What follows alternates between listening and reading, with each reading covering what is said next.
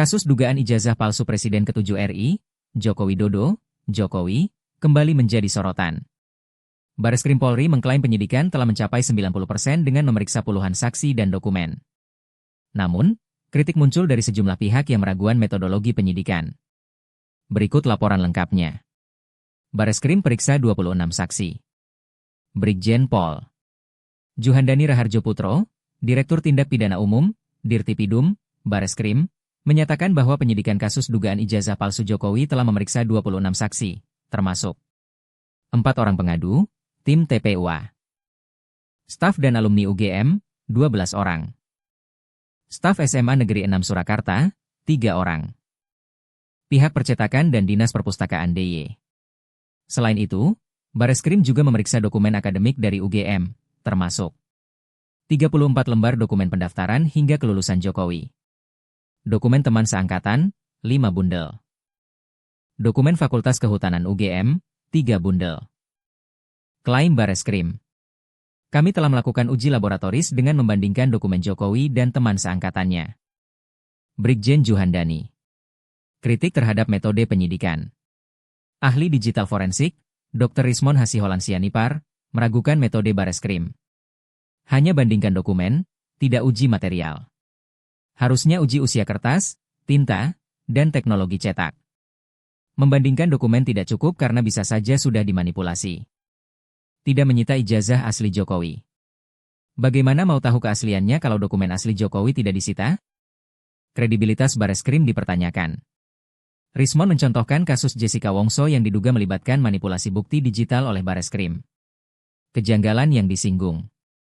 Lembar pengesahan skripsi. Diduga menggunakan font Times New Roman yang belum populer di tahun 1985.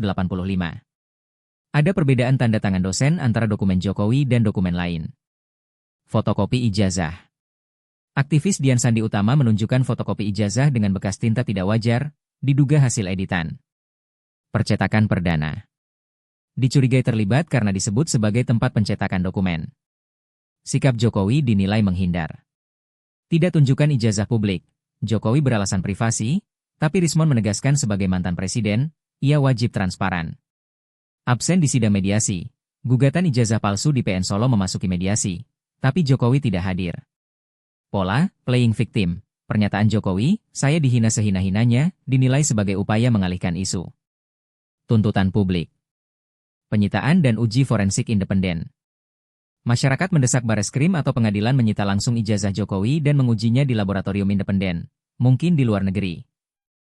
Sidang terbuka.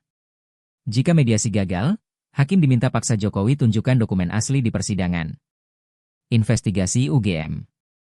Ada dugaan rekayasa dokumen di internal UGM, terutama terkait mantan Rektor Pratikno. Tanggapan netizen, pro kontra tajam. Pendukung investigasi. Jokowi harus buktikan keaslian ijazahnya. Kalau bersih, kenapa takut? Pendukung Jokowi. Ini cuma politik pecah belah. Masak ijazah presiden dipersoalkan? Kritik ke buzzer. Rismon menuding ada buzzer bayaran, Rp 400 komen, yang membela Jokowi tanpa dasar jelas. Kasus ini terus berkembang, dengan tekanan publik agar proses hukum berjalan transparan. Apakah Bareskrim benar-benar independen, atau ada intervensi politik? Kita tunggu perkembangan selanjutnya. Jangan lupa, ikuti terus perkembangan terbaru laporan kasus ini hanya di Turida Media. Turida Media, informasi cerdas untuk pikiran terbuka.